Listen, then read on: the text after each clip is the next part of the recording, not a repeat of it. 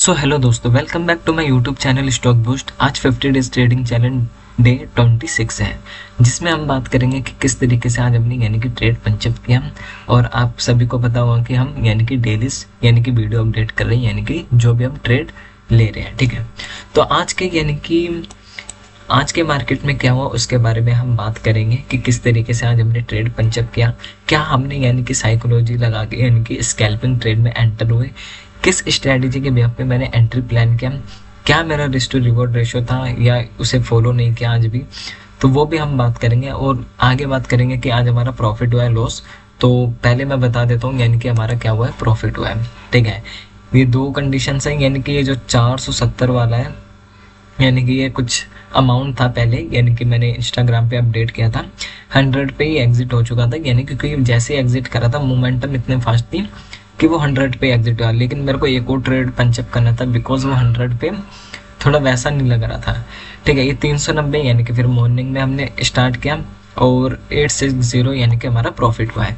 अभी प्रॉफिट कैसे हुआ है उसके बारे में हम बात करते हैं। ठीक है, तो बात करने से पहले यानी कि कल के मार्केट के बारे में जान लेते हैं कि कल क्या हुआ था मार्केट में। यानी कि कल हमारा जो मार्केट था यानी कि गैप जो था, गैप अप यानी कि गैप डाउन ओपन हुआ, ओपन होते यानी कि रेड कैंडल बनी। अगर प्राइस को नीचे ही जाना होता तो इतनी बड़ी रेड कैंडल फॉर्म नहीं करता। ठीक है, तो फिर उसने वी शेप रिकवरी दी, फिर वापस नीचे आए, फिर वी शेप रिकवरी आई, जैसे डब्ल्यू पैटर्न बना के ऊपर आया। ठीक है, तो अब हमें एक चीज़ ध्यान रखनी, यहाँ पे हमारे लिए एक ट्रेंड लाइन जा रही है। अब वो ट्रेंड लाइन कौन सी है, वो ट्रेंड लाइन मैं आपको दिखा देता हूँ कि किस तरीके से वो ट्रेंड लाइन जा रही है। ये ट्रेंड लाइन जा रही है हमारी यहाँ पे, जाने को यहाँ भी जा सकते हैं, लेकिन यहाँ पे जो ब्रेकआउट आया, क्योंकि यहाँ पे कितनी बार कंफर्मेशन हो चुका है, 1 2 3 4 5 बार, यानी कि सीधा तोड़ा और यहाँ पे एक सपोर्ट था जिसके कारण यानी कि वापस प्राइस ऊपर चला गया है। अब इस सपोर्ट के बारे में मैं बताऊंगा कि ये सपोर्ट क्या था। पहले ये हमारा क्या था, यानी कि रेजिस्टेंस था। ठीक है, यानी कि पहले क्या था, यानी कि ये एक रेजिस्टेंस है। ठीक है, ये रेजिस्टेंस था, ये यहाँ से ऊपर गया, रेजिस्टेंस लिया, फिर नीचे आया, फिर ऊपर गया, यहाँ पे रेजिस्टेंस लिया यानी कि मार्केट क्लोज हो, फिर वापस नीचे आया, यहाँ रेजिस्टेंस जो था यानी कि सपोर्ट बन गया, फिर ऊपर गया, फिर यहाँ पे वापस यानी कि रेजिस्टेंस जो सपोर्ट था यानी कि उसका ब्रेकआउट दिया, जो कि एक फेल ब्रेकआउट था, फिर ऊपर जाके यानी कि यहाँ पे एक रेजिस्टेंस था, इस रेजिस्टेंस को रिस्पेक्ट देके फिर नीचे आया, इस जोन में ही रहा। तो प्राइस आज क्या रहा है, यानी कि एक जोन के अंदर ही रहा, जैसे कि आप देख सकते हो इस जोन के अंदर ही यानी कि प्राइस ने यानी कि मूवमेंट किया आज निफ्टी ने। ठीक है, तो हमने ट्रेड किस यहाँ पे पंचअप किया वो मैं आपको प्रीमियम चार्ट पे बताऊंगा। यानी कि यहाँ पे हमने ट्रेड का प्लान किया, इस कैंडल पे हमने ट्रेड का प्लान किया। क्यों? क्योंकि यहाँ पे आप देख सकते हो यहाँ पे 9 EMA का एक सपोर्ट था, उसका कंफर्मेशन मिला पहला। दूसरा यानी कि ये जो आपको सपोर्ट दिख रहा है यानी कि रेड कलर में, इसका कंफर्मेशन था। ठीक है, ये दो कंफर्मेशंस मैंने आपको बता दी। तीसरा कंफर्मेशन मैं आपको प्रीमियम चार्ट पे दिखाता हूँ कि तीसरा कंफर्मेशन मैंने बताया आपको 19,400 आई थिंक 300 यहाँ पे लिया था ना मैंने ट्रेड, उसके बारे में हम बात कर लेते हैं। यहाँ कहीं मैंने ट्रेड पंचअप किया है, 1 मिनट गाइस,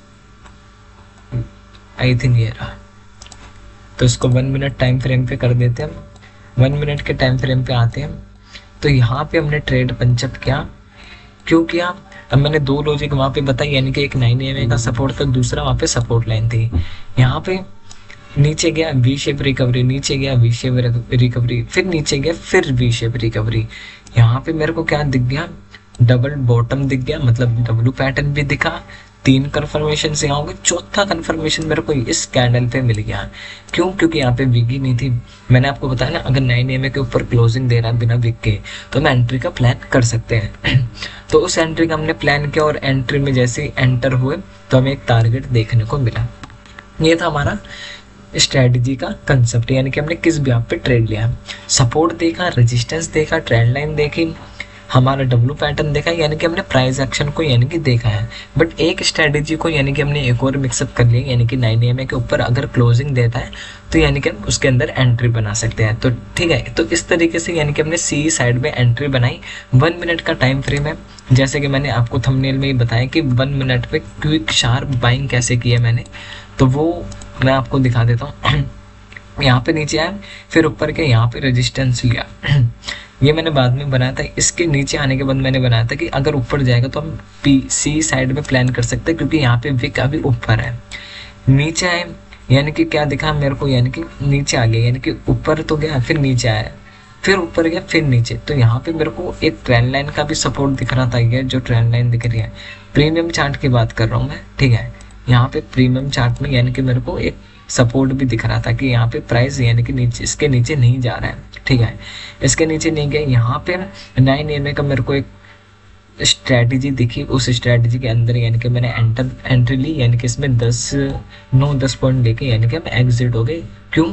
क्योंकि यहाँ पे हमारा 3 पॉइंट का SL था और 8 पॉइंट का यानी कि स्टॉप लॉस लगा रखा था, जो कि 9 पॉइंट में हिट हुआ था, हम एग्जिट हो गए थे।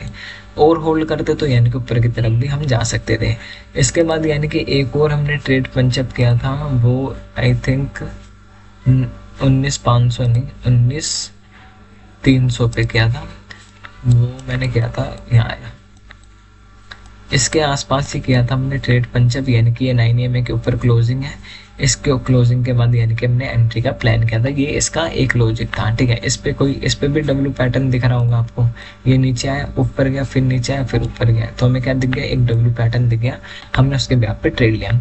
तो आई होप यानी कि आपको समझ आया होगा कि हमने किस ब्याह पे ट्रेड लिया और किस स्ट्रेटेजी के ब्याह पे ट्रेड लिया। यानी कि जैसे ये मेरे को ये वाली कैंडल दिखी ना, मैं अलर्ट हो गया कि इस कैंडल के बाद जहाँ भी हाई ब्रेक करेगा वहाँ ट्रेड लूंगा। लेकिन एक तीन रेड कैंडल के बाद यानी कि एक 3 ग्रीन कैंडल के बाद एक रेड कैंडल, यानी कि यहाँ पे कुछ प्रॉब्लम हो गई थी, तो इसलिए यहाँ पे एंट्री नहीं लेने के कारण यानी कि मैंने यहाँ पे एंट्री एग्जीक्यूट की और टारगेट भी देखने को मिला, ठीक है। तो आपको समझ आ गया होगा कि किस तरीके से हमने ट्रेड प्लान किया। अगर आपको यानी कि इस स्ट्रेटेजी के बारे में जानना तो प्लीज़ यानी कि कमेंट करके बताइएगा कि अगली वीडियो यानी कि दिवाली के बाद यानी कि एक न्यू ईयर गिफ्ट आपको मिल सकता है। तो चलिए मिलते हैं अगली वीडियो में। अगर वीडियो अच्छा लगा तो लाइक करना, अगर वीडियो पे नहीं आया तो सब्सक्राइब करना। मिलते हैं अगली वीडियो में। Thank you so much.